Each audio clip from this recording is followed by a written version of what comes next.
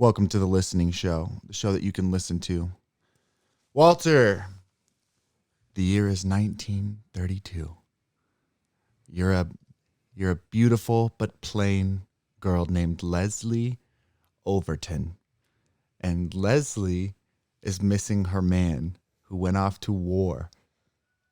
And she's trying to live off of her poor paying grocery store job. But she's worried that the economic times are going to make her not have that job anymore. And so in a cry for desperation, she calls her mom on the payphone using her last nickel and says, "Mom, I have to come home." But do you know what the mom said? I hate you, and that's why I named you Leslie Overton. She didn't have much to say about the last name. Oh, I remember that wrong. Yeah. She was talking to me since I am that person, but Yeah. I forgot. I remember that wrong. I also forgot my name. Is it Overton or Overington? It's Overton. You got it right. Okay. Your name is That's my Leslie name. Overton. Her mom said, "What?" And then Leslie said, "I have Hold to on. come home." This is 1930, 32. and she called me Yeah. in With 1932 her last nickel. Yeah. with a nickel? Yeah. Last nickel. She had there was like a payphone. Wow. Yeah. So I'm like, Stop it. I'm telling the story. And so Leslie Overton's mom said, "What?" And Leslie said, "Mom, I have to come home. I can't afford this place anymore. And my lover is in France fighting the war of 1932. And she said, "What?" And she said, "Mom!" Do you know what she said after that? She said, "Listen to me." So that's why the listening show. That's why 70, 80, I can't do math. Many years later, we invented this show. Yeah, because of poor Leslie's mom, she didn't listen. If she would have had this podcast, she would have known to listen. Yeah. And I like how her voice was old. So it's like maybe her problem was she had bad hearing. I'm still baffled that there was a phone in 1932. There were phones in 1932, by the way. Yeah, but like it's not like there was pay phones and people just go make phone calls in 1932. I don't know. Maybe there was. There was no pay phone in And 1932. if they didn't cost a nickel. They're probably like a penny. Oh, that's expensive. I don't know. Welcome to episode 10 of the listening show. Everything's going good. We have over 800 listens now. I was going to tell you that the other day. Over 800 on podcasts because they blew up this last weekend again. I'm going to hack and see how many people there are on YouTube. I think it's pretty close to 800. It's close to 800. Yeah. It's very exciting times for the listening show. We have actually a lot of plans to improve the set, to improve podcasting quality. Which we have been doing slowly over time. Keep incorporating new little tiny things to make it more better. Here's a little teaser that I'm going to put out there just because I'm proud and I worked hard on it yesterday. I will be making a jingle soon. So we'll have introduction music. It won't just be the show starts. It'll be like something and then music something that Walter's going to help me with. Maybe today, maybe another day. But I've got a little loop going that. Anyway, I'm making a jingle. Yes. I'm using my music to do it.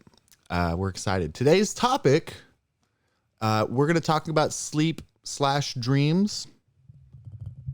I have at least one really interesting dream story that it's pretty unique. I don't know that anybody else has had this kind of dream. I don't know. I don't know where to go with it. But in this dream, my name is Zach Fisher. Yeah. So I don't think a lot of people have had dreams like this one. And then this guy in this dream looked exactly like me. So there may have been a few people who have had this dream, but yeah. Yeah, I had a dream last night that I've been thinking about, so that's the one I can think of to talk of. Other than that, I'm hoping that dreams that have happened in the past will come up randomly. Mm-hmm. Do you mind if I say something about dreams, or do you want to lead on something specific? Because I was going to say it's really weird. When out of nowhere, one day, you'll just very clearly remember a dream you had years ago. And on top of that, sometimes that dream you can remember from years ago out of nowhere feels real. There's different ways it's introduced. You will either immediately remember it as that was a dream, or I'll remember, hey, remember that one house that was really cool, and I go, wait a minute, that was a dream. But I know it so well. Anyway, hopefully our memories of dreams we've had in the past will just populate during this I do too. podcast today, because obviously we've had many dreams and ones we'd like to share, but I can't think of many right now. Hopefully that'll change. There is a weird territory where dreams and memory kind of meld together, because memory is one of those things that, especially as you get distance from it, it's so foggy and interesting and you don't remember it very clear at all. And dreams are like that from the beginning. They're foggy and interesting. You don't really remember them.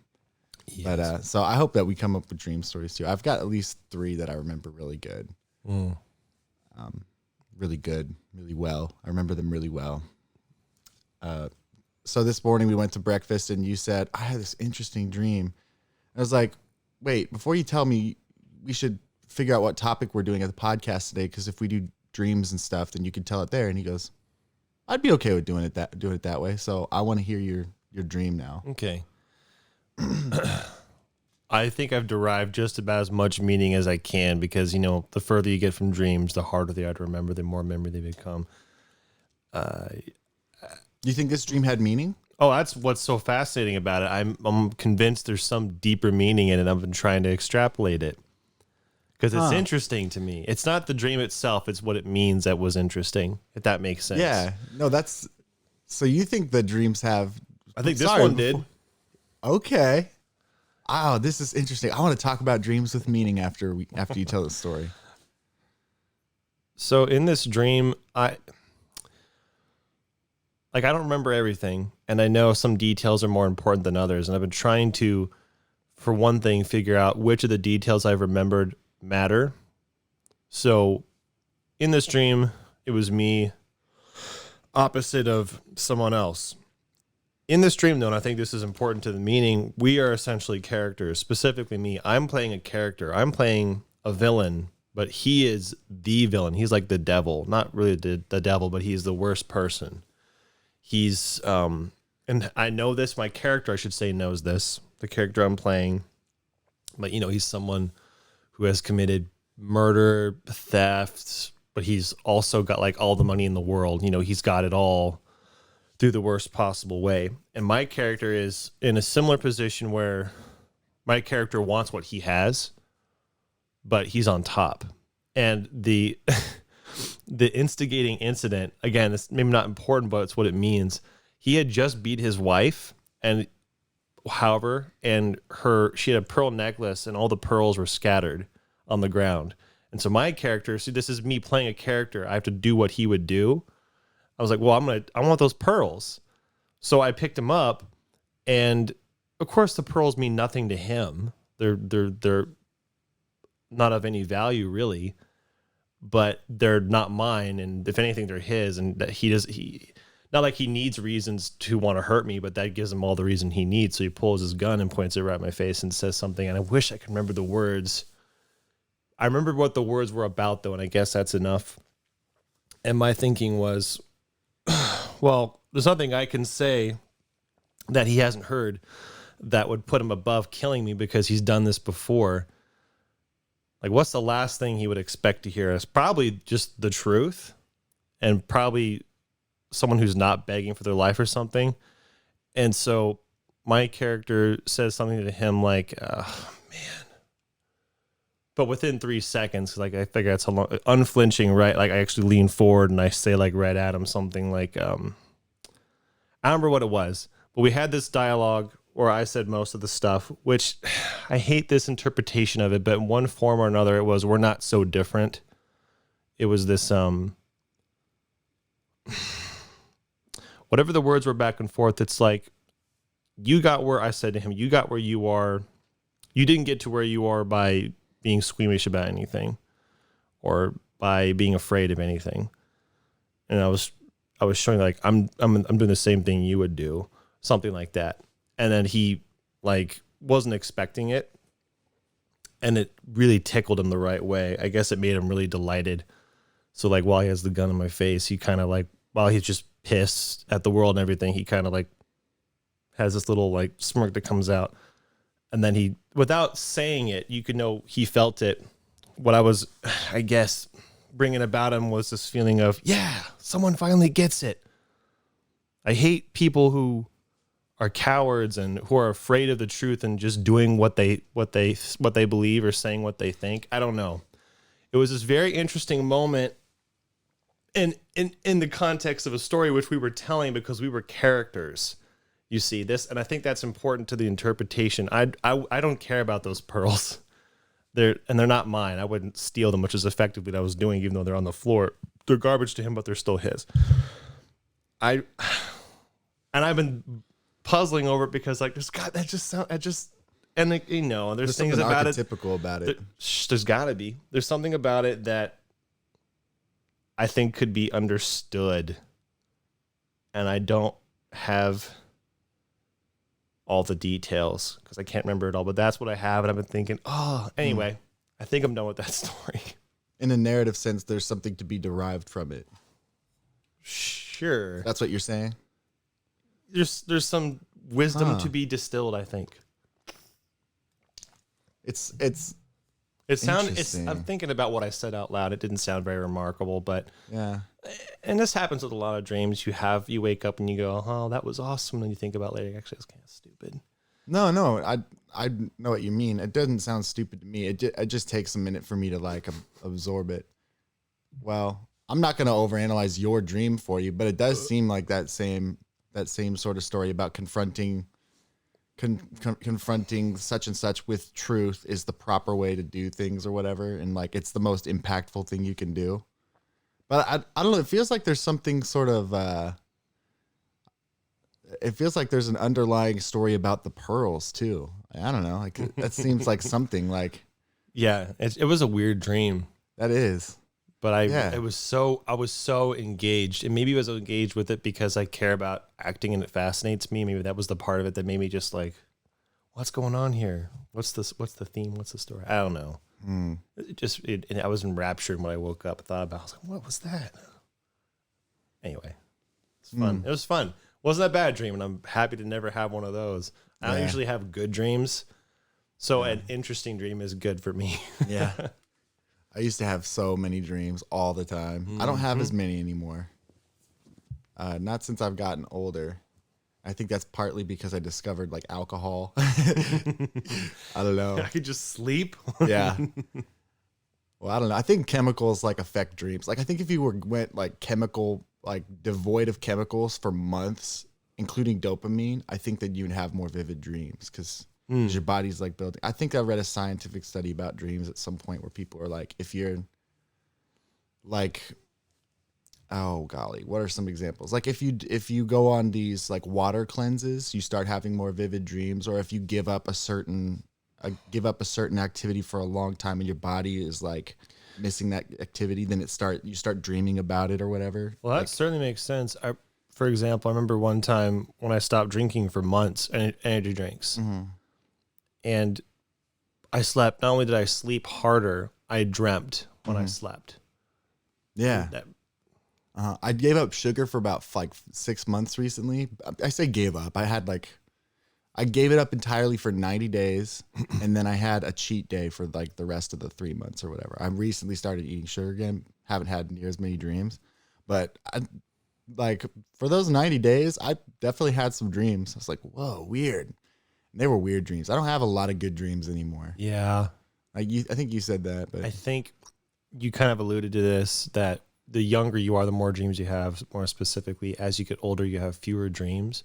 I wonder if that is partly a consequence of the chemicals being introduced. But I think like growth chemicals, not that what's being ingested, what you were talking about, for example. I mean, you eat garbage as a kid, but I think biochemistry, whatever that word is, it just comes with age.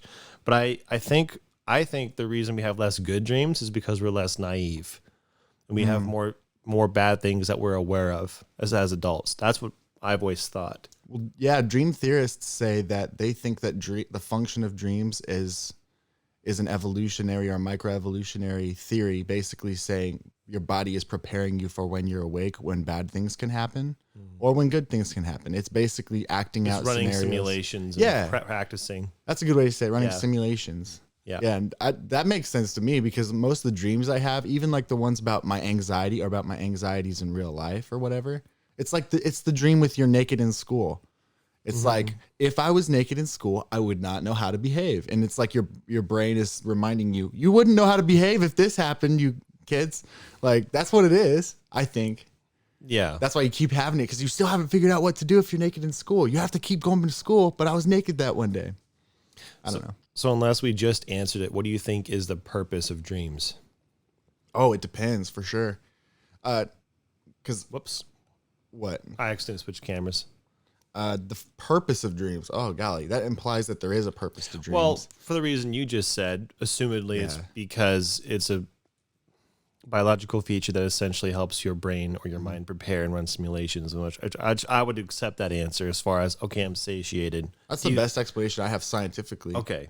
I wasn't looking for anything deeper unless you had something deeper. Yeah, sure. I mean, I do also think that it's a way, there's some supernatural things about dreams too, at least like reports of other people having dreams that seem prophetic or even like explaining the future in a narrative way. Like some people I know will be like, I had a dream that this happened, and then such and such time later went by, and I had this happen in real life, and it seems prophetic. Or even like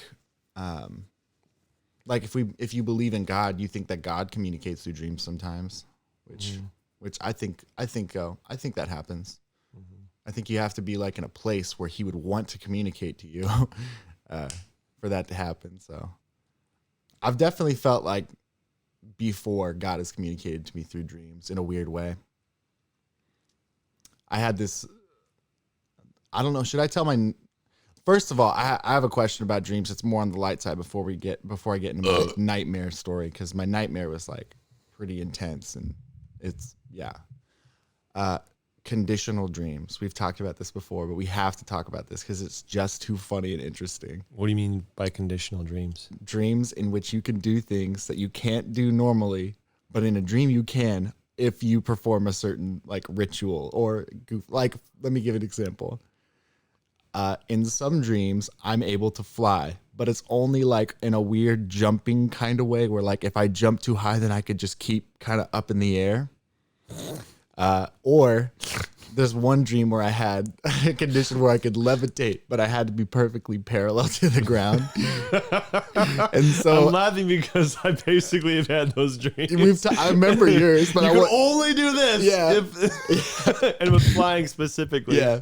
I remember, tell yours after I'm done, but like the one where I could levitate, I remembered because I fell down and I was like, whoom, I stopped and I was suspended right above the ground like this. I was like, I bet if I just like tip my head forward, then I'll keep moving forward. And I was like this far off the ground, but then I just like moved forward and just kind of kept floating. And I remember thinking, I didn't want to get up because then I'd stop floating, but it wasn't very high off the ground. And so I remember like blowing off the ground to get some distance. And then I remember it got to like these stairs, and I was like, I don't know how to go up these stairs, because if I tip, then my feet will touch the ground and I'll be. And so what I did is I love these arbitrary rules. I like floated like this, and I went woo, woo, woo, woo, up the stairs like got him. Yeah, it was so ridiculous, but you go ahead and tell yours. Well, conditions for flying. I've had a few things. So I would always have the ability to levitate if I essentially tucked my legs up underneath my butt as if I was sitting cross-legged on a chair. So my head parallel to the ground when it hasn't changed. I pick those up and I can levitate at that level, no problem at any condition. I have that ability. I have that ability no one else has. Yeah. Otherwise, I think like most people, you can't jump or fly too high because you'll just keep going and you can't stop. That's a rule. Yeah. Yep. And I remember one dream. This is not a normal thing in my dreams. Remember one dream, like printers, they have that tray, the area where the paper's supposed to come out. It's like a recession in the top. This is the one I remember. Did I tell you this one? Yeah. In order to fly, you had to take a foosball and you had to drop it in that tray and let it dribble at the bottom as if it was like a coin in a dispenser. And then you'd watch the LED display. This is like back in black and white LED. That would put up a signal indicating that it accepted your pain or whatever. Your pain. And then you could go fly for like a certain amount of time. So I ran outside to go quick get some flying time, man. Like, oh, my flying stopped. I get back downstairs and just okay, it's good. Yeah. Please insert foosball in the foosball dispenser or receptor or whatever. Receptacle. Whatever. That's so funny. But oops, I did it again. Dribble. It's like, yes, and then just fly away. That's so funny. I'm hoping people who hear this go like, yes, arbitrary flying, like you can fly, but only if you do this. Oh, gosh, my sister when we were talking about this as a family, she goes, I could fly, but I could only do it if I flap my arms violently. You can imagine my sister. Yes. So funny. That one made me laugh. You know what's really hard is like flying very quickly. You have to fly at a very slow, concentrated pace. You can't just take off to another house like quick. You couldn't do that. Like, I could never do that. Could you do that? Okay, so I could fly really fast, but if I did, my eyes would always water, and I'd wake up if I flew at something. I'd wake up and my eyes would be dripping water. Like that was the interesting thing. It's because like, but it was a caveat. You're not allowed to. Like you can imagine sticking your head out the window while you're driving, and like the water is making your eyes tear. Like there's just like streams going like this. I would wake up and my eyes would be super. It looked like I was crying, but I was like, that was fun. No, I could go pretty fast. Usually if I was floating, though, it was like you have to maintain this same pace because if you go too fast or too slow, you'll tip and fall and you won't be able to fly anymore. Yeah. But the jumping ones were my favorite because I remember I'd like jump in the air and then I would use the walls to like push myself forward. And because I'm basically just floating at that point. But you can move yourself with the momentum and push yourself around the room like a balloon. Think about it, it's almost like flying was a low gravity thing. It wasn't necessarily free control movement in the air. It's like once you've got momentum, you got to find a way to control it by like pushing off a wall or something. And it's fun. It is like fun, but it's very limiting. It feels like you're a balloon. Like you just kind of.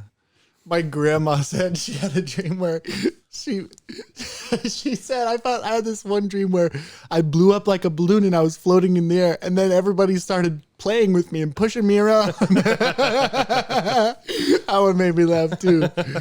I was like, you guys kept bouncing me around the room. Like, oh man, I hope you don't feel like we bounce you around the room. Oh, that was so funny to me.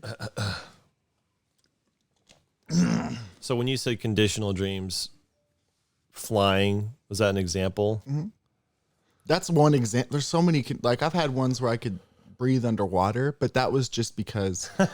So I remember What? I've like a dream where like I'm underwater and I go, oh no, I can't breathe underwater. I was like, but I've been breathing underwater this whole time, so I guess I can breathe underwater and then I'm fine. Yeah. You know? I used to be able to lucid dream. You know what that is? Yeah.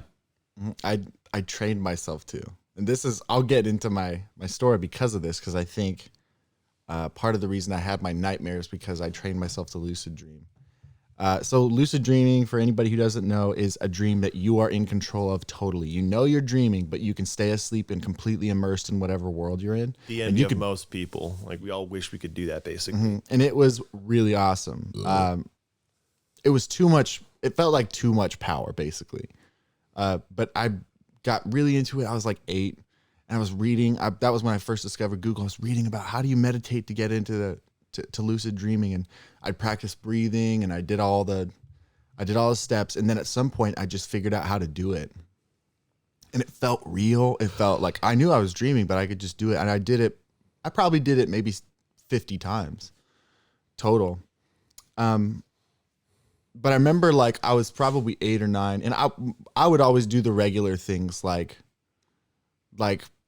flying or like building huge castles and living in them or whatever. I was an 8-year-old kid, so it was all lightsabers and stuff like that. But I remember at one point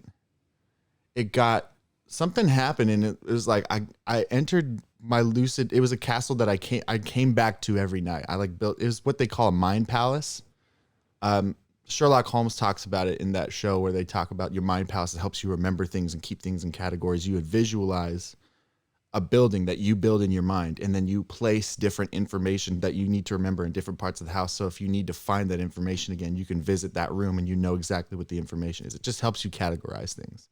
It's really hard. I did not use it like that. I just built it in my dreams so I could go, and it had all these fun rooms.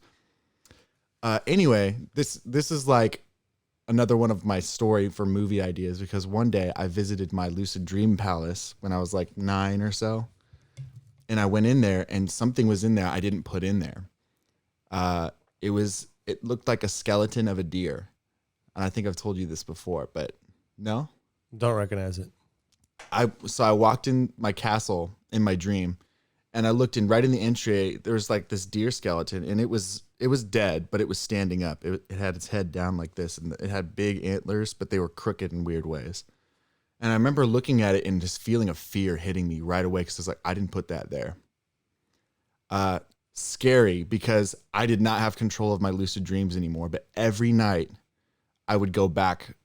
I couldn't control it anymore. It felt corrupted is what it was. And then everything got darker, and I'd wake up crying all the time, and I'd go down to my parents' room and they'd be like, you have to go back to bed. And I wouldn't want to. And it was because I think I kept doing it. And at some point you just don't have control over that kind of thing. It made me realize I shouldn't be messing around with dreams necessarily, especially dreams I can control and build all this stuff. Tying that back into that's too much power.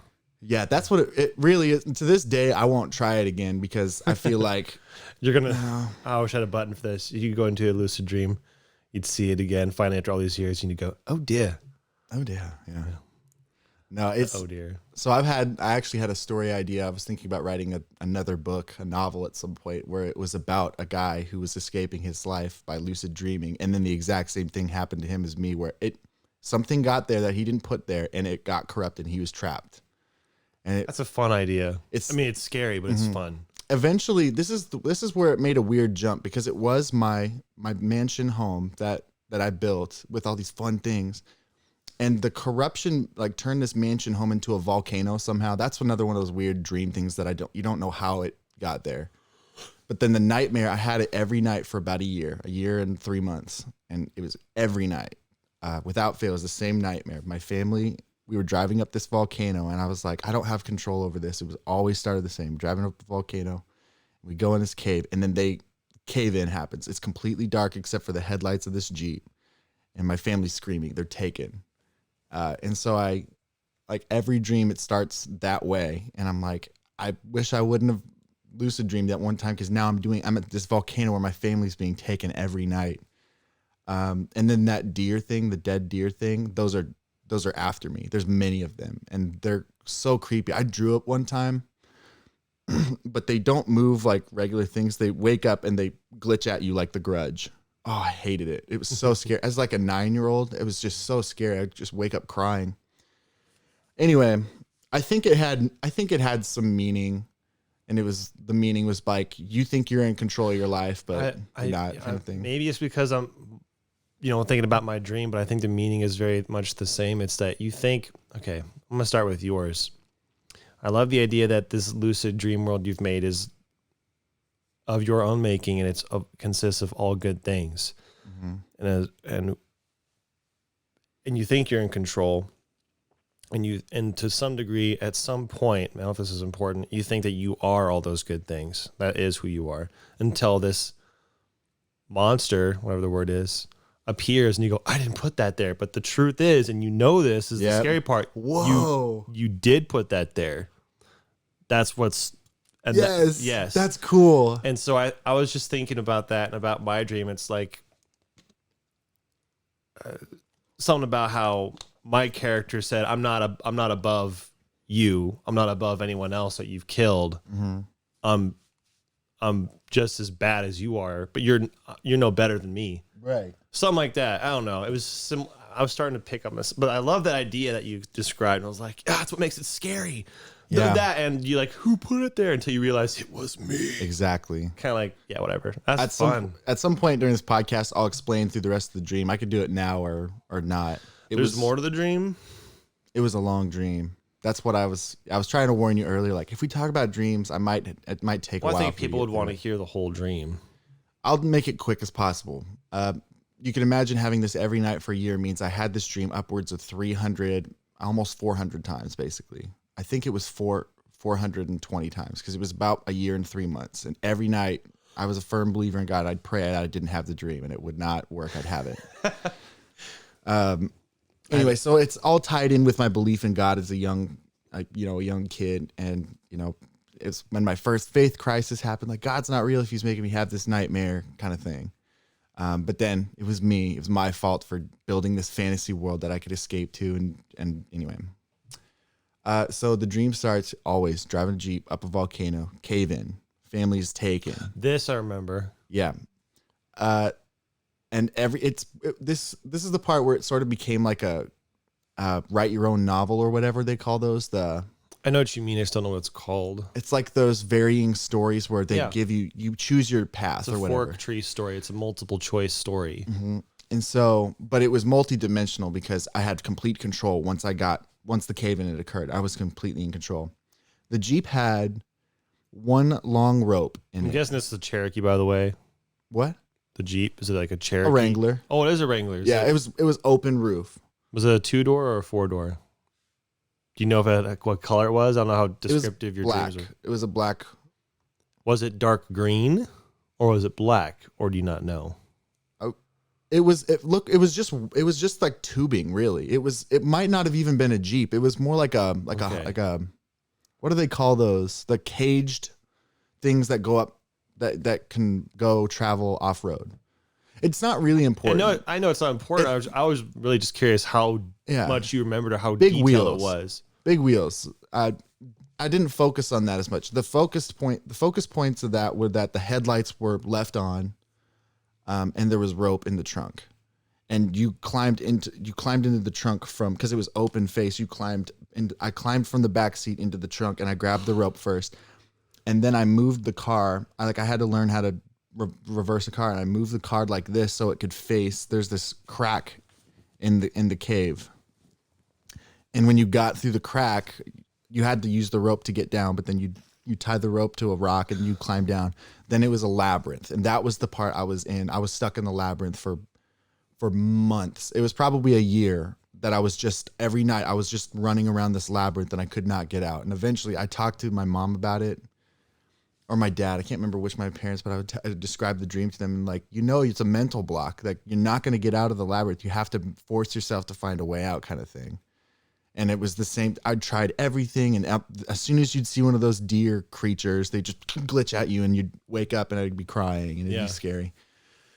Anyway, so for just like a month, I think about it really hard. Like, when I see the labyrinth, I'm gonna dig out. I'm gonna dig underneath it, and I'm gonna get to my family. That's where they're gonna be. I just think about it, and I'd get there, and I'd be digging, and I could never get through until one day I finally did. And I read a Bible verse before that happened too. There was a certain Bible verse that I associated with. I was just thinking about the Bible verse the whole time, and it was about fear. It was Proverbs 3:27 or something like that. I can't remember which Bible verse it was, but I remembered it really well then. It was about the Lord did not give you a spirit of fear, something else like that. It was something like that. I just remember thinking, He didn't give me a spirit of fear. I'm gonna just dig. And it sounds really corny and like too story-like, but to a 9-year-old, like, it just was like power, yes. And so I'm digging. And I remember I broke through and I fell through and I was like, oh, I got out. And then of course there was like a deer and it got me right away, but I was like, oh, now I know I can get through. And then as soon as I get to the labyrinth from then on, I just dig right through, and then I could go to the next part. And the next part was a long hallway, and you could see a light, like a red light at the end of this hallway. And there was always a deer like in the hallway. And so I had to face the deer. The dead corrupt thing that had corrupted my dreams in the first place. And that is a part I don't remember. I don't remember how I beat the deer at all. I just, one day I got past it. And then when I got to the light, it was super long tunnel, but I got there and it was a volcano with the lava. It was very Mount Doom. I had just watched Lord of the Rings. And then there's my family were 2 cages, and the bad guy said, you have to pick. I don't remember who the bad guy was. It was just a bad generic guy that I knew was a bad guy. And I did not want to pick. And so I used the rope and I'd throw it around both the cages and I'd pull them in, and then I'd push the bad guy into the lava, and then I never had the dream again. And it was bizarre. Like, I think about that now. I'm like, I had the same dream every day for a year and 3 months. And, but you did it. You saved them. I saved them. Yeah. Yeah. Anyway, there definitely was like some meaning to be derived there. And I think like the overall theme was that I'm not in control, and I have to I have to remember that somehow. I don't know. It was sorry. No, I'm not trying to interrupt you. To back out a little bit, I'm not saying that I think dreams always have meaning and you have them because there's meaning. It's just I think you can extrapolate meaning from them and therefore add more value to them after the fact. So it seems to me that if you have a dream every day for a year and 3 months, you probably should try to extrapolate meaning. It would be from nice if I could make sense of this. Yeah. But yeah, the meaning that I think you're describing it, which is, well, it's going to sound really basic. So there are some problems you can't run away from, and you just have to hammer away at them and face them. Yeah. That's a hard lesson to learn, but it's a good lesson.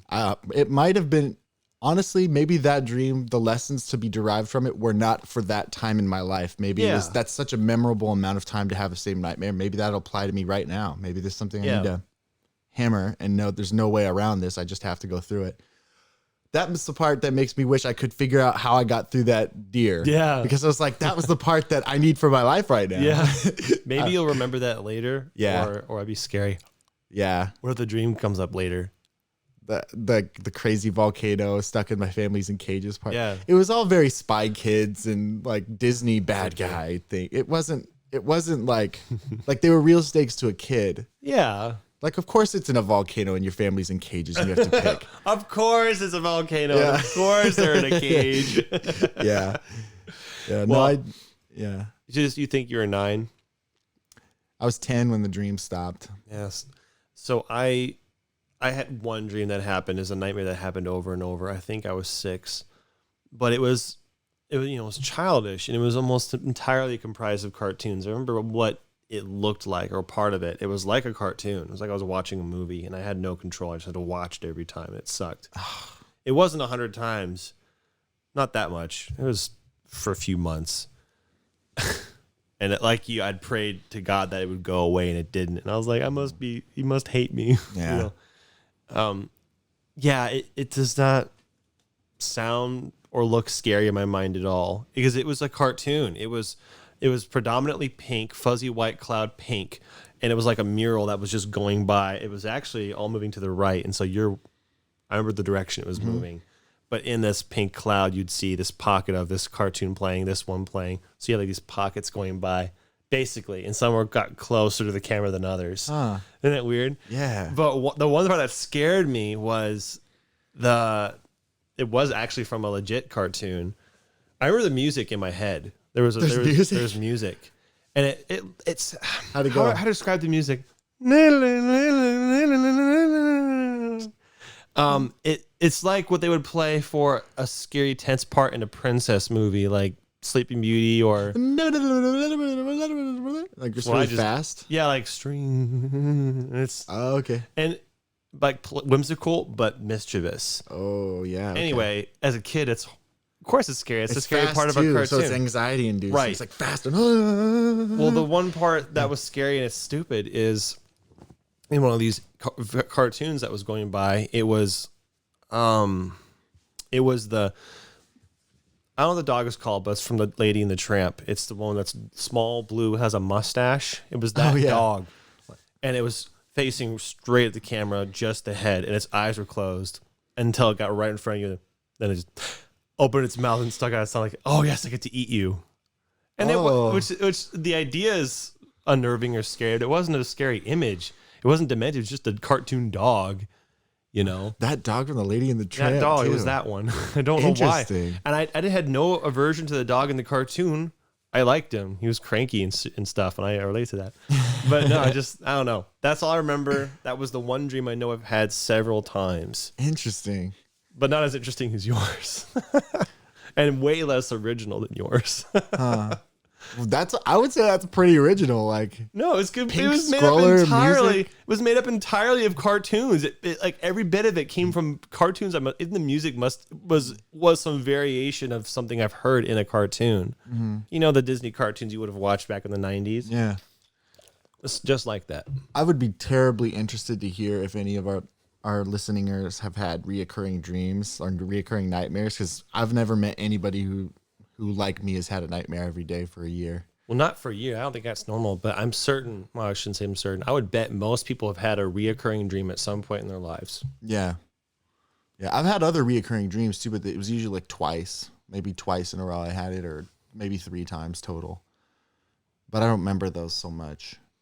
Yeah, I don't think those happened to me. It's so weird about dreams how like they like things make sense in them, but they don't make sense at all when you wake up. Yeah, I hate that. It's like of course that person who was my friend stabbed me and then laughed.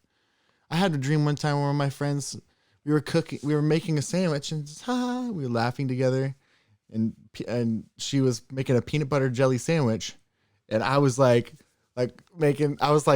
kind of sitting like this, and we were laughing about something, and she turns and stabs me in the stomach, and just looks, and I was like, oh, is this serious? And then she goes, just kidding. And I was like, that's a funny joke. But it was so funny in the dream, like, what a silly thing to do, stabbing me. And then I woke up, I was like, why did she stab me? Why did I think it was funny? Yeah. Like, yeah. Now that I'm certain happens to everybody. Yeah. In your dream, it makes total sense. Of course. Of course she When as soon as you stabbed wake me. up, you're like, wait, what? Yeah, why did I think it was funny? Yeah. Like, because it was unexpected. That's part of humor, I guess. Yeah. I did not see that coming. You got me. You got me. Yeah. Do you remember good dreams you've had? Oh, I know I've had a good dream.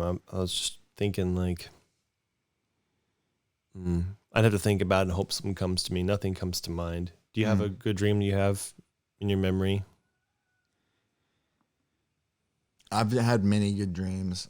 I've had dreams about like places that I imagined that I still now like think of when I think of like fantasy worlds. I think my good dreams are usually like places, imaginary places. They're just cool or nice. Mm-hmm. I don't remember them, except for the example I gave earlier when you'll remember something randomly and go, oh, that was a dream. That's not real. Or doesn't matter if you remember it's real or not. You remember years later very vividly that place or that dream. I think my good dreams are usually that.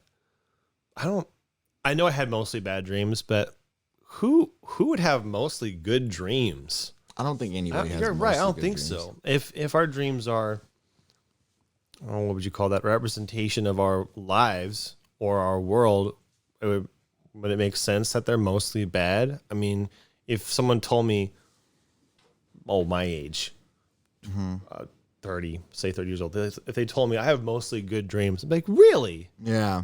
Like, really? I want to know about their life. Yeah. They must have, I don't know. Yeah. I would assume that if they had mostly good dreams, they actually had kind of a scary life. Because I guess my theory is if everything's going good for you, your body will say, no, it's not. And you got to be prepared for things going bad. But I think vice versa would happen if like you're maybe a funeral worker and you're always seeing death. Maybe you dream about vibrant life as a counteractive to that. I don't know. That's just, I don't even know if I have a good explanation for why that's my guess, but I think that's my guess would be. Or if you're in... I understand that, but I don't think so. Not about trauma, though. I think if you went to war, you'd dream about trauma like a lot or something like that because you know, all the stories about that. I think... So when you have bad dreams, we could talk about bad dreams. What do they tell you about your biggest anxieties? That's a good question. I have my answer. Go ahead. Throughout my adult years, almost every time I've had a nightmare, it's been in regards to someone I really cared about abandoning me. So I think my biggest that was me as a kid, actually. Really? Yeah. Yeah.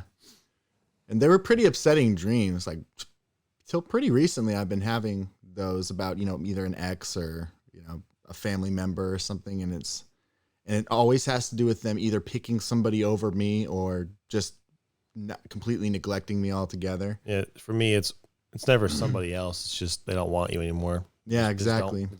They don't care. They do not care. That's something like that. Ugh. Indifference is almost worse than picking somebody else over For me, you. it is. Yeah. You have no value on your own. It's not that someone else has more value than you. It's you have none. That's what that I think means for me. Yuck. It's a gross feeling. It's worse. Yeah. No, I think that's probably the consistent nightmare that I have as an adult is usually I don't love you. Something like that. Yeah, I think it's pretty usual for it's people something too. like that. I wish I had a specific dream to draw from. I know I had that as a kid. I think I have that as an adult, where it's just what's the word? Neglect, abandonment.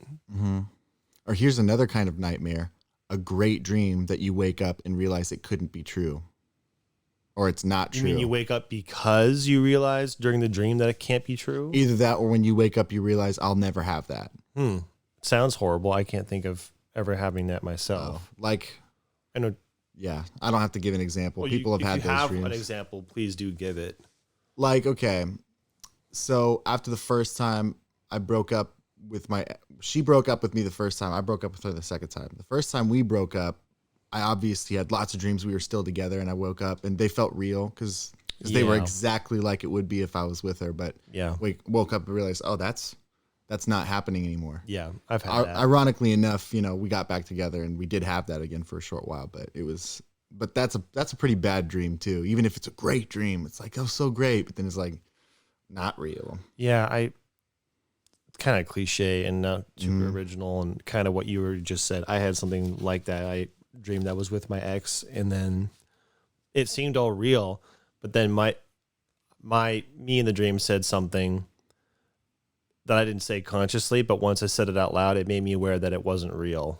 Oh. And then I woke up very, very sad. Woke up crying. And it was, Yeah. that's a sad dream. I wouldn't call that a bad dream. Bad dreams that make you scared or just really upset. You know what really sucks are dreams? This happens a lot, actually. I think most commonly these days is I'll have a dream that it's the feeling it gives me, not what the dream even was. I won't remember. I'll wake up and the feeling I describe is something is wrong with the world. I hate that feeling. Something is just off. It's like not being aware that the matrix exists, but there's something wrong. I'll wake up with that feeling a lot, and I'll know it's because of the dream I had, even though I won't remember the dream. I'll wake up and go, something is just off. Something is wrong. The world is a little bit different. Day. It's a little bit different color too. Something's off. I've had that bugs before. You, just ruins your day. And the fact that you don't know what it is makes it more aggravating. Yeah. Like any problem, I think. I mean, the world is a little off. I think that's probably the time when you're actually seeing it the clearest. I don't know. People have all these like lenses on how they look at the world, and I think a certain amount of chemicals that don't get to your brain good enough and during the night while you're sleeping or whatever can sort of influence that when you wake up and just like, this is not right. As you know, some people might call that depression. Seriously. Which would explain why you have it more. Yeah, I was going to say, I didn't know if you were alluding to it, but yeah, I have depression. So. Yeah, I got depression. Let's say that all happy. That'd be funny. Yeah. Depression. No, but I've actually woken up like that too, where it's just to wake up and like nothing is right. It's all off kilter is how I would say it. Everything feels crooked. The color isn't right. The sky, even though it might be a bright day, you're not seeing a bright day. You're seeing like a weird, like filtered, like what the heck is this? I know it's a bright day, but it's not. Something's off. Yep. Hate that. It's bad. It's a bad feeling because it ruins your day, basically. And for me, at least, it gets better about, nighttime. Once I eat dinner, then it's normally like, okay, it's a normal day again. Yeah. But it's the same thing with naps. I don't know about you, but I hate taking naps because if I wake up from a nap midday, or if it feels like a different day, it feels like the day is ruined. I don't know. It's just like that feeling when you wake up from a bad dream or if your day is ruined until about nighttime, then it feels like essentially the day has elapsed and it is, in a way, a new day. And so that doesn't have an effect anymore. But taking a nap will reset it. So if you're having a fine enough day and you take a nap and you wake up from the nap, your day could be ruined. That's how it is for me. And that's why I don't like naps. Me too. That's happened for me. Lately, I've accidentally been taking more naps because my terrible sleep schedule is finally catching up with me. And part of that is definitely it's been bad. It's like I'll go home and I'll be like, man, I'm tired. Just take a seat. Next thing I know, I'm waking up on my bed. It's like almost 7 o'clock. It's like, come on. No, it sucks. I'm only have like this much of a day left. Yeah. I hate that. I hate naps. Some people I know. Do you like sleep? I just try to judge that for myself, what that would mean. Do you look forward to going to bed is how I was thinking about it. And I think, no. Me neither. Yeah. I think we take it for granted, if that's the right way to put it. Some people who maybe work themselves to death and they're physically exhausted, they can't wait to. Oh, I think they would say they like sleep, but we don't like sleep. Why do you think that is? I'm going to go ahead and say it's because it doesn't give me, what's the word? Relief. I don't feel especially relaxed.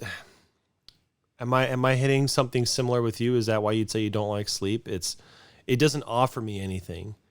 It doesn't make me feel better. It's not an escape from anything. That's not why I don't like sleep, but I think that's why I'd say I don't like sleep. Yeah, because you say this yourself. I'm not saying this as a critique of you, but you say you enjoy sitting.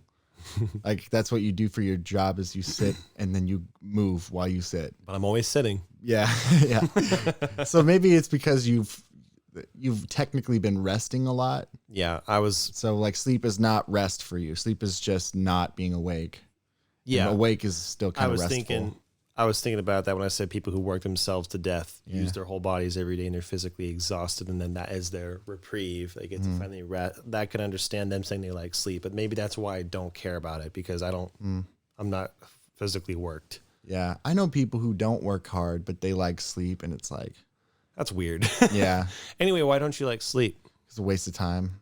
I hate it. That's how I feel about naps. They're a waste of time, but sleep? Yeah, I hate it. If I could be awake all the time, I'd get so much done. Here's a question, and it's an interesting question. I've thought of it before. I'm sure I'm not the only person who has. But say, let me get some numbers really quick. I like these numbers better. Okay, you get to live to be 60 years old, or you get to live to be 40, but you don't have to sleep. This is starting at 0, because you sleep a third of your life away, essentially. So say you're going to live to 60 years old. That's not a lot, by the way. Only to 60? Well, I was going to say 99 versus 66, but some people don't want to live that long, so that's why I chose 60. I want to live to that long. Okay, so you could be 99 years old, or you can forego the need for sleep, but you're going to die at 66. Can I sleep when I'm a kid and buy my parents some relief? Like sleep till I'm 18 and then add 18 years? Okay, well then whatever the remainder is starting at now, it would 25. be 12 years. Add 12 years. Whatever. Would you rather die sooner at the expense of staying up more?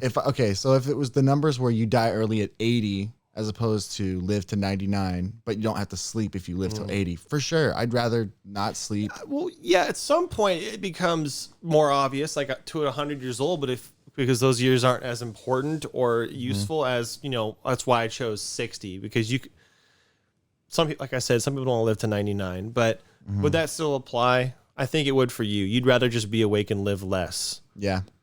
I understand that. And I want to say that, but there's one reason why I would go back to saying sleep. It's not that I want to be here on this earth longer and see where technology is 30 years later. It's not that at all, which is an advantage. You could effectively live more comfortably in that future that you've made it to, theoretically. It's because you only live once, and I selfishly want to experience the things that people experience. Like sleep? Yeah. You know what it would be like one day? It's like that fantastical future of sipping on margaritas on a beach. You can't do that for eternity. You'll get bored of it. At some point after having not slept, you'd miss it, not because you want to sleep, but because you'd see what other people have. And it's for that reason I think what if you can sleep casually? You can just choose when to sleep? Yeah, of course we would all choose that. But I'm trying to make it more of a choice. You have to pick one or the other, in which case I would stay safe and I'd allow myself to sleep. So you cannot sleep in the other scenario. You have to sleep. You're cursed, essentially. You're a ghost. Sleep is not an object. You can't be unconscious like that. Yeah, but the advantage is you can be way more productive in a less amount of time. Would you still choose that? For 100%, especially because of my affinity for the career choices that I pick. Like if I could work a day job, for 8 hours, 4 times a week, I'd be fine with that, even if it was a job I didn't enjoy. But if I had 8 hours during midnight times to work on music or to mix or to write, because that's the best time for that anyways, at night. I'll say it this way. I would not be upset if I was cursed with the inability to sleep. and some needed To me not sleep? I wouldn't be upset about it, but it's not what I would choose. Yeah. Yeah, no, for sure. Especially because of what my affinities, my natural inclinations are. Because I just enjoy nighttime. I enjoy it a lot. I enjoy it way less if I have to sleep through it. I just like it when the sun's not out. It feels like I can concentrate more. It feels like I just enjoy. I feel more relaxed because there's not movement and everything. Everything's peaceful. Everybody's home. You know. This isn't really a sleep question, but we're kind of right there. Are you a night person or a morning person? Night person. Night person. You are too. Yeah, I think there are more night people than morning people, but that's whether that's true or not isn't really relevant. I know lots of morning people. Those people are the worst people. We should kill them all. I love that nod afterwards. All right, so sleep and dreams. I'm starting to think more on the sleep side now.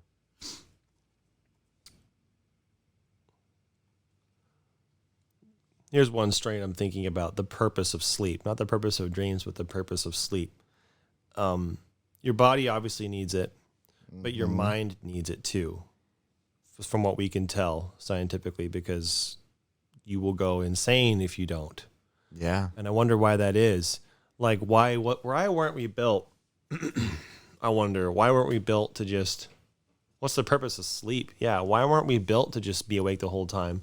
Why, if our brain is using, I'm going to think about this very quickly for like 5 seconds.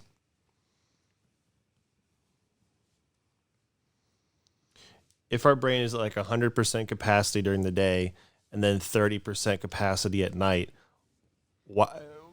why not just be at 130% capacity during the day, something like that? And I don't know. I don't think those numbers are right.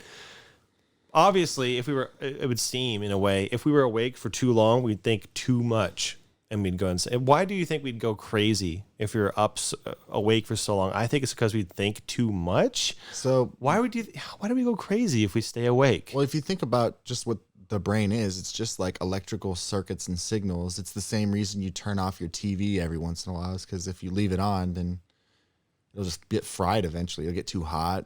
So we think too much in a way. Yeah, well, I mean, your brain is constantly emitting energy. Maybe you just get roasted. I get that, and not literally like it gets too hot and then smoke coming out of your ears like a cartoon. I'm not saying that, but well, we could talk about the Russian no sleep experiment because that's interesting. That's kind of what I was thinking about. Yeah. That's where we got the idea. Have we talked about that on the show yet? No, not at all. I don't think so. You know about it, right? Yeah. Yeah.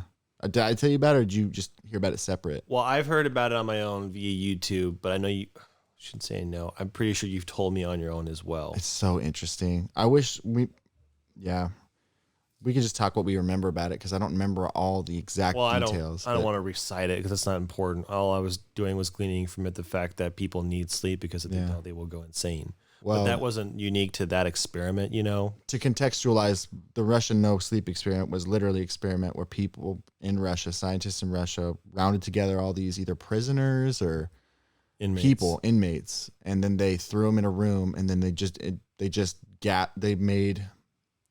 put into aerosol form adrenaline gas, and they pumped it in there. And then it caused these people to stay awake. They couldn't fall asleep. And they did that for weeks. And at first they were just like tired. You could tell they were like kind of out of it. But then eventually it really went downhill fast because people started, auto cannibalism. They started eating themselves. They started throwing poop everywhere and yelling and screaming and, going insane. Saying, speaking languages that people had never heard before and like communicating in ways that they could understand, but nobody else could. And eventually eating a person. They ripped a guy's arm off, stuff like that. They just went crazy until they had to like kill these people because they were just too ripped apart and just in bad way. People go crazy without sleep. Hey, it's a fun question, slightly related. What's the longest you've gone without sleep? 2.5 days. 2.5. Yeah.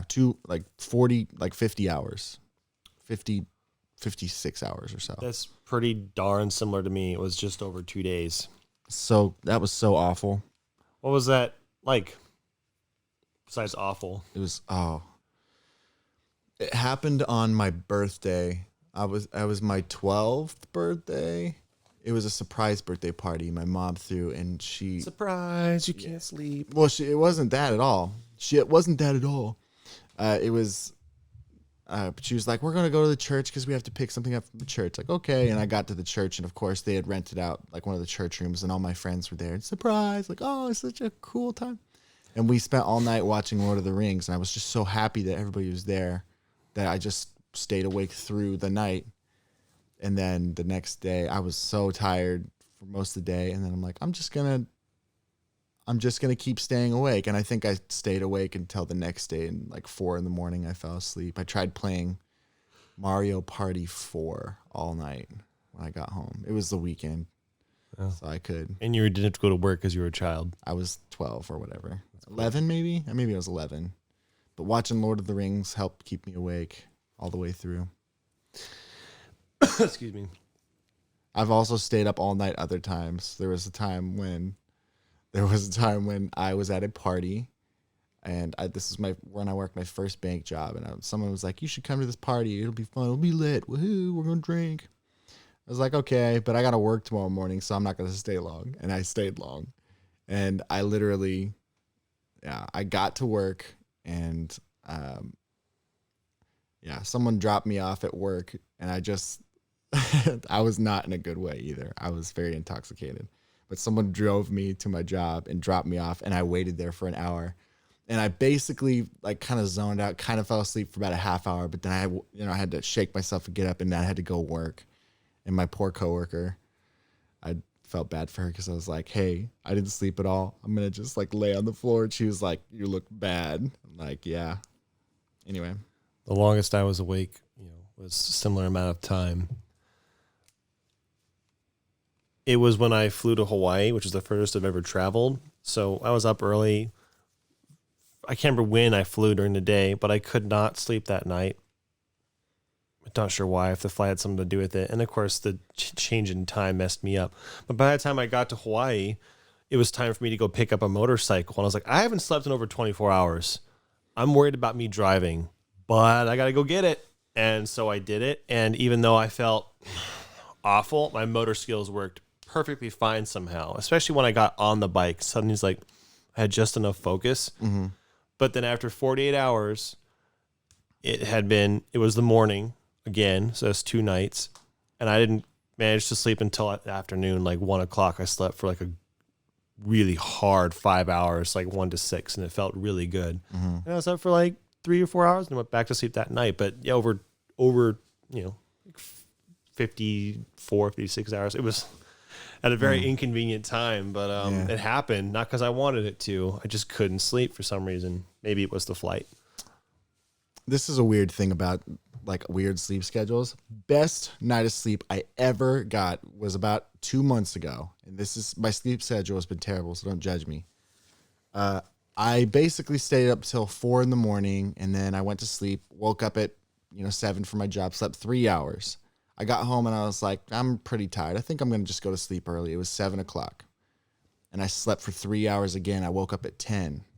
And then I was like, I'm not tired at all. I feel great. I'm just going to stay up again. Stayed up till 4 a.m. again. Woke up again at 7 a.m. for work. When I woke up at 7 a.m. for work after having napped for 3 hours, been awake for 6 hours, then slept again for 3 hours, so rested. I've never been more rested in my life. I was like, how does 6 total hours of sleep or 9 total hours of sleep in like a 48 hour, like 56 hour span, how does that make me feel right now the most rested I've ever felt in my life? I felt amazing all day on 3 hours. It's like, this is the best. And it was so perfect. I was like, I'm going to try to replicate this again. And of course I just was too tired and I fell asleep all night. But I've actually heard about intermittent sleeping and how it's supposed to be better for you. People were designed to go to sleep early and then wake up in the middle of the night and then go back to sleep. And I've heard that before, but I don't know how much truth there is to that. It's got to be some truth. I didn't get to jump on it, but me and, effectively lucid dreaming to a degree. I was about, how old were you when you were lucid dreaming? Like 10? I started when I was almost 9. I was 8. Okay, I was about the same age. And I think I know I've mentioned this to you. I don't know if I mentioned it on the show, but I would get up early and then do some homework and go back to bed. But when I did that, I would have not only be well rested, I'd have at the very least great dreams. And I think it's because I could control them. But the caveat was, aside from you have to be on a very specific schedule, I could only do it for 20, 30 minutes. And I'd wake up before I lose control. I don't know. Oh, shoot, what were we just talking about? I wasn't actually going back to lucid dreaming. I wasn't trying to. We were talking about sleep schedules. Oh, about how people only need intermittent sleep. And that was when I was getting the most rest, when I'd wake myself up in the middle of the night and go back to bed. And I wouldn't sleep any longer, but I was more rested after having had my sleep broken up. So it must be a thing somehow. Mm-hmm. I think it is. I mean, at least some people have said that. People who work night jobs and stuff like that, they operate fine. And if you think about all throughout history, of course, people had to wake up at the middle of the night for things like war or their job or things like that. People just adapt. Oh boy, 3 a.m. Yeah. You know that joke? No. Oh, it's actually Patrick Starfish. Huh. Okay, anyway. That's when he wakes up like super early. And... Oh, it's just a joke. I'm not going to explain. All right. Anything pressing or particularly interesting about dreams or sleep that has entered your mind and you want to share? Because I mean, I'm at the point where I'd have to really start searching for them. I know. I thought of one. You wanted to tell your nightmare, didn't you? I told it. Oh, it's a different nightmare. Never mind. I think you told the other nightmare the other night. Maybe you didn't. Maybe you don't want to. What one are you talking about? The demon. I've told that one on the podcast. Yeah. I think. Yeah, you did. I just think it was a condensed version. Yeah, but it wasn't really a nightmare. That was like I was awake still. Okay. All right. Yeah, the demon. Well, like I said, I'd have to think if I could think of something else, dream or sleep wise. I know I've had other ones, and I know I actually thought of one earlier, but you were talking, and I was like, should probably write this down, but I think he's almost done. You weren't. And then I just kept going, and you forgot. Yeah. No, the you good didn't. news is we can always revisit. Yeah. So hopefully we'll have more next time. But you're hosting today essentially. So now it is time for our next segment. Yeah. We're gonna do a game because we haven't done one in a while, and we prepared more voices. Barely. Anyway, yeah, I think what we're gonna do is we're each gonna pick a voice, a new one we've written down on this list, and we're gonna read a scene together.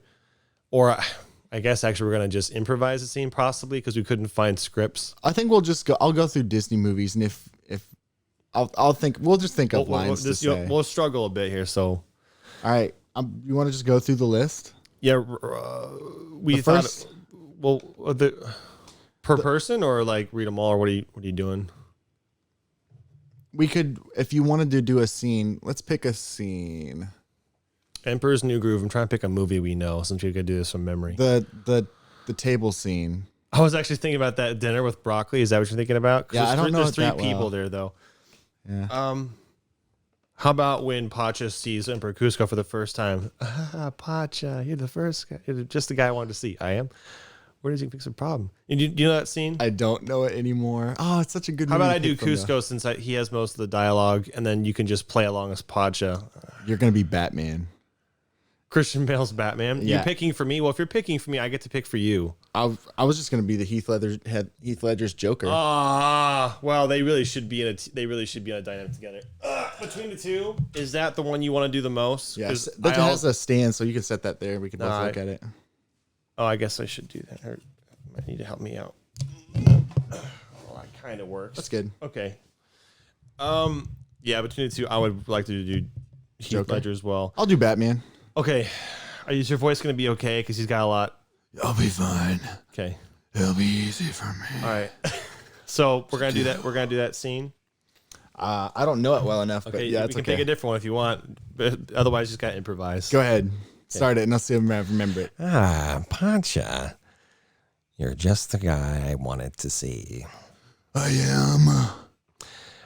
Word on the street is you can fix my problem. You can fix my problem, can't you?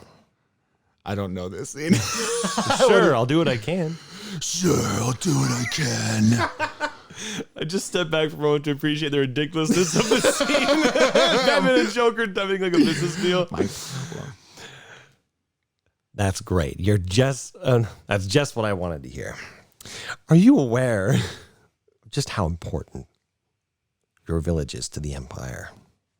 You have to feed me the lines. I know that we take care of your crops. We also heard some of the llamas that you... I know we take care of your crops. We also heard some of the llamas. And you go, my village? My village? Oh, yeah. You have a pretty sweet setup on the top of that hill, don't you? And then the laugh, I don't remember. And you go, yeah, my family's lived there the past 6 generations. Yeah, my family's lived there the past several generations. Uh-huh. Tell me. Oh, shoot. I don't remember. We can be done. Yeah. All right. I'm Thanks satisfied. for feeding me the lines. Yeah. I'm satisfied. Do we want to just do the next two? What are the next two? Owen Wilson and Davy Jones? Yeah. I'll do either one you want. Let's do the Lion King scene where he's telling Simba about the kingdom. You have to feed me the lines. if I'll that's feed you the okay. lines All right. if I remember them. When I said either the two, I'll do whichever of those two voices you want. I'll do Davy Jones. Okay.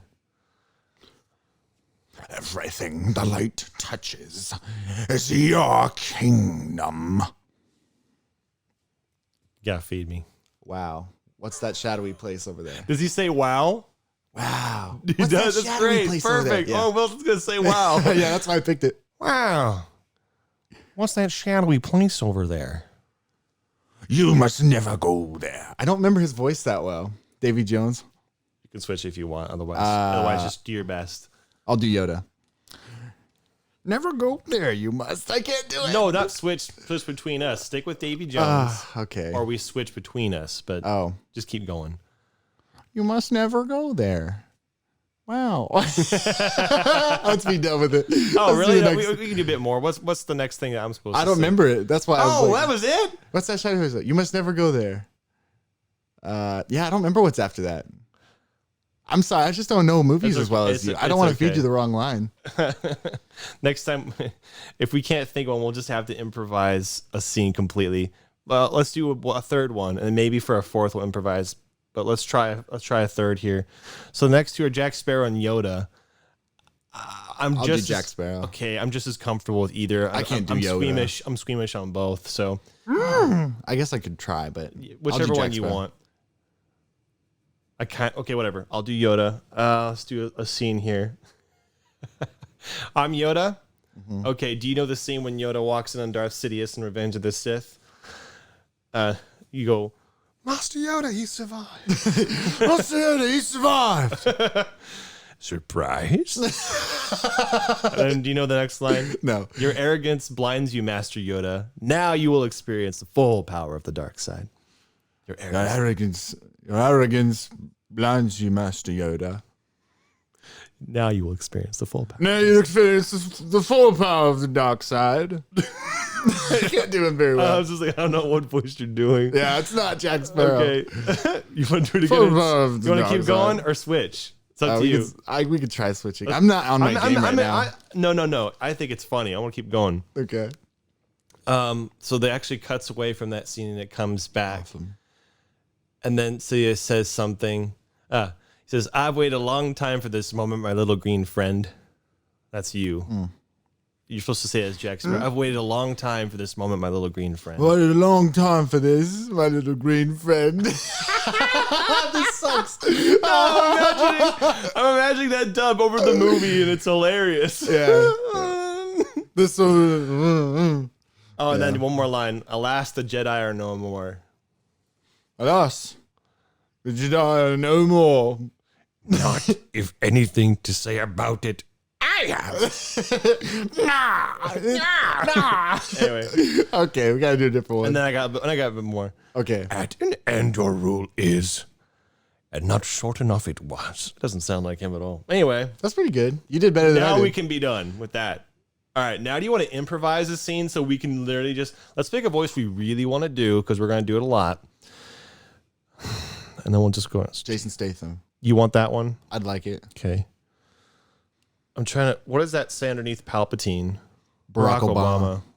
And then Al. I think like Professor Farnsworth. What are we improvising a scene for? Because that way we can say whatever we want. I see. And this is our last one. So I'm going to do a Professor Farnsworth, and you're going to do Jason Statham. Okay, here I go. What's this? Oh, I guess. Hands off that lever. I forgot my voice already. I wasn't ready. Yeah. Don't touch that I button. forgot who I am. Professor Farnsworth. Okay. All right. Let's go. Hands off that lever. What? Don't touch that or I'll put so many bullets in your chest that you'll be bleeding for a long time. Well, hold on a second, young man. What? I'm going to be bleeding for a long time. I hate this. I love this. It's horrible, but that's what's fun about it. I technically responded. What did you say? I said, hold on, young man. What? Prepare to eat lead, you guy. Bang, bang. Oh, I haven't been killed this much since 1934. Oh, humanity. That's so good. That's so good. Do you want to try Farnsworth? Oh, bother. Professor Farnsworth. I don't know him that well. Yeah. Let's do another one. I want to be Barack Obama next. Okay, that was fun. I like saying whatever we want. Yeah. This country, it is America, and very proud of that. Oh, I'm gonna try Markiplier. Oh boy, you there in the front. Well, you have a question for me.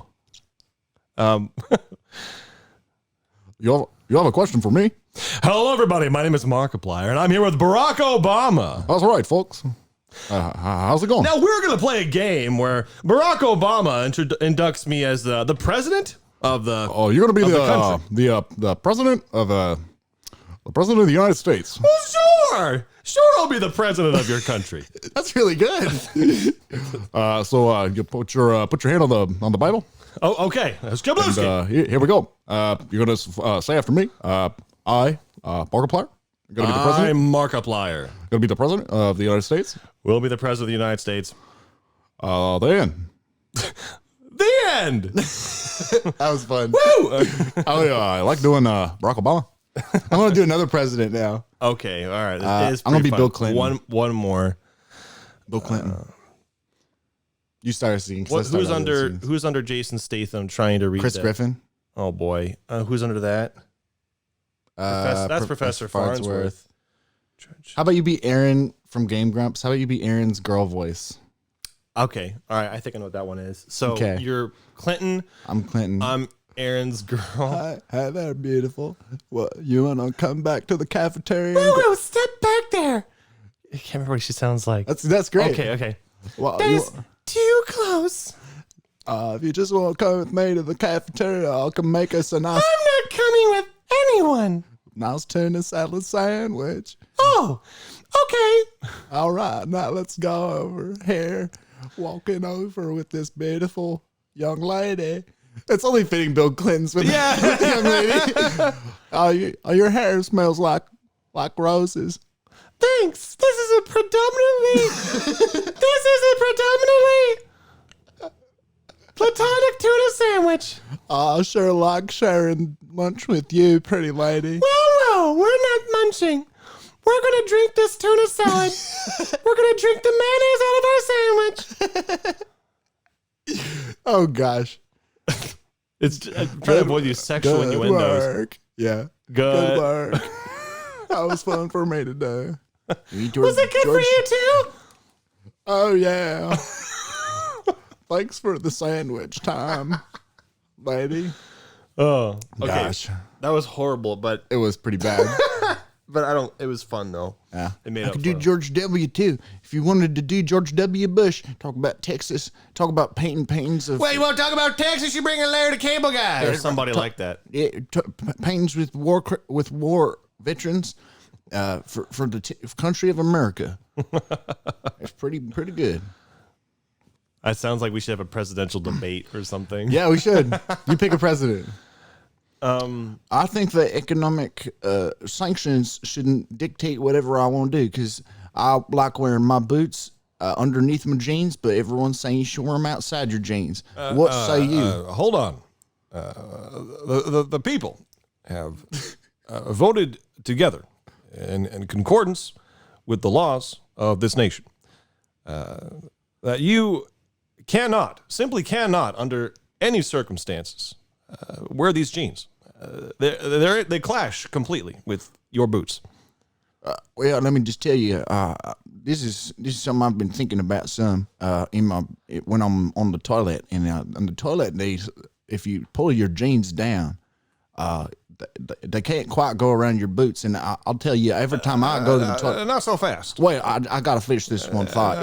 You can't, moderator. poop. I can't poop unless I take my pants off completely. This nation is done having its pants around its ankles. All right. Well, I think that the audience of this debate will know for sure that I, George W. Bush, have won this debate based on my empirical facts and splendiferous amount of clarity. Listen, I have nothing but respect for you. We've both won 2 terms, and it's only fitting that we go halvesies on this campaign. And I believe that I am Barack Obama. So you're saying you want to split in the presidential term in half? Let's go halvesies. It's fairly democratic. I know you're not a fan of the democratic process. I'm a fan of the Republican process. Okay, well, let's go Demopublican, and let's split it right down the middle. Democrat. Sure. Republican. Well, there you have it, folks. We are going to go halvesies. We're both going to be presidents. I got dibs on the top bunk.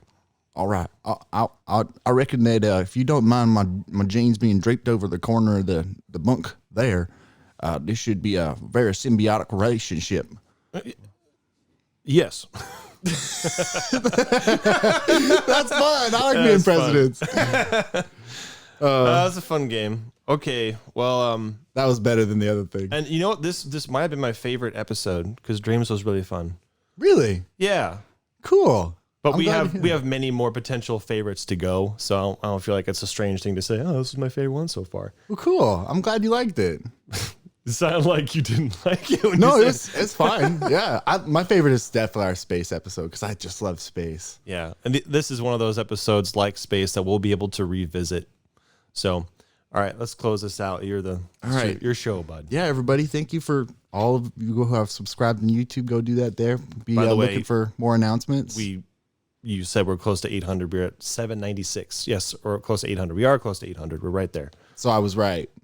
Well, I thought so too, Yeah. but yes, we're almost Yeah. 800. Yeah.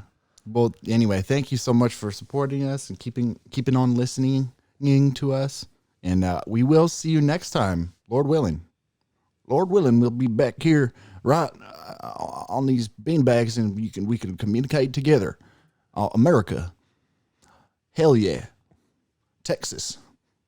Take care now.